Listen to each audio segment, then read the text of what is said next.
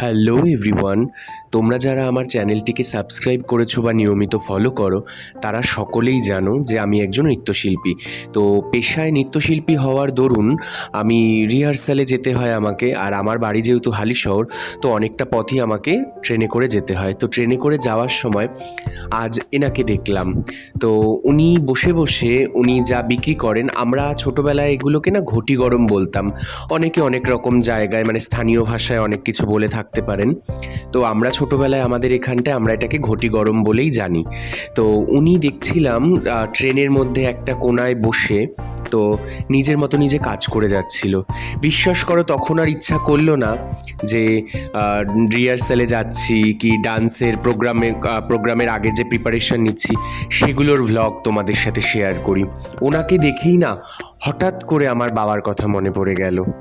মানে যখন উনি বসে বসে ওরকম মানে আমরা তো সবাই মধ্যবিত্ত, সবাই একটা ভালো ফ্যামিলি থেকে বিলং করি। উনিও আজকে যে কাজটি করছেন সেটি একটা ভালো ফ্যামিলি থেকে বিলং করেই করছেন, আর অবশ্যই সেটা পেটের দায়ে করছেন। না হলে কে না চায় বলো তো উচ্চপদস্থ কাজ করতে? আমরা সবাই চাই, আমরা সবাই চাই সুখের দিন কাটাতে, সবাই চাই একটু ভালো খাওয়ার খেতে, সবাই চাই একটু ভালো পোশাক পরতে, সবাই চাই একটু ভালোভাবে থাকতে, তাই নয় কি?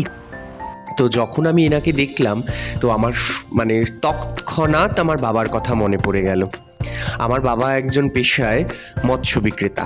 তো বাবা ভীষণ ভোরবেলায় আর কি বাড়ি থেকে বাজারের উদ্দেশ্যে রওনা দেয়, তাও প্রায় ধরো সকালবেলা ওই 5:30 থেকে 6টা, আগে তো আরও আগে যেত।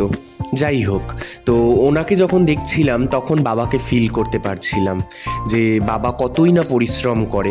আসে ঠিক বেলা 12টা, 1টা, কোনো দিন 2টো, 2:30ও বেজে যায় যদি কোনো সময় কোনো রকম কোনো অর্ডার থাকে মাছের।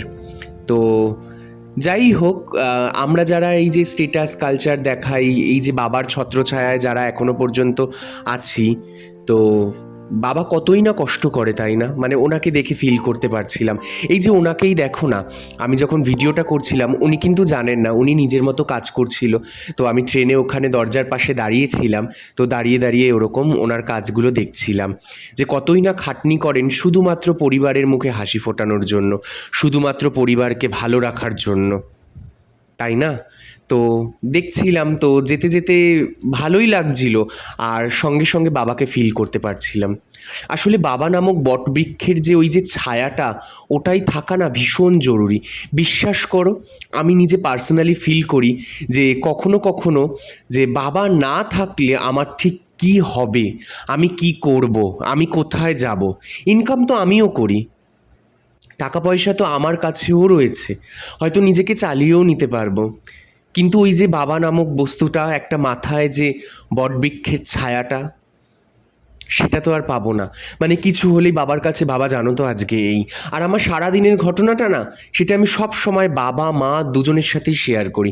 ট্রেনে যাচ্ছিলাম, একের পর এক প্ল্যাটফর্ম চলে যাচ্ছিল, একের পর এক স্টেশন চলে যাচ্ছিল, আমি খালি ওনাকে মুগ্ধ হয়ে দেখে যাচ্ছিলাম আর ভাবছিলাম যে আমার বাবাও ঠিক এরকম কতই না পরিশ্রম করে। আমরা মধ্যবিত্তরা যারা কিনা বাবাকে কোনো সময় বলেই উঠতে পারি না যে বাবা তোমায় আমরা বড্ড ভালোবাসি, কিন্তু এই যে ভালোবাসি কথাটা, এটা কিন্তু মনের মধ্যে সব সময় বেজেই চলেছে যে হ্যাঁ বাবা, আমরা তোমায় বড্ড ভালোবাসি।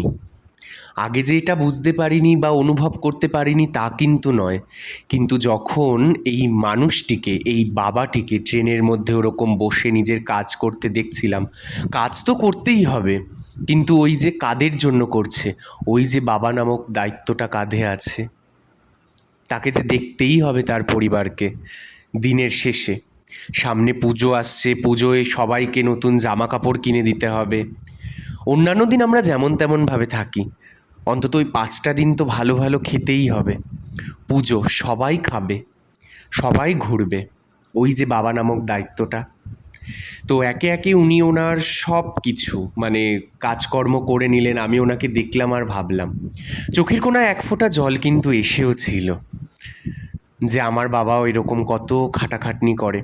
মনে পড়ে যাচ্ছিল যে বাবা কিভাবে শাসন করে, বাবা কেন কথাগুলো বলে যে এখনো দিন থাকতে দায়িত্ব নিতে শেখ, এখনো দিন থাকতে জিনিসগুলো বুঝতে শেখ, কর্তব্য কর, কেন বলে?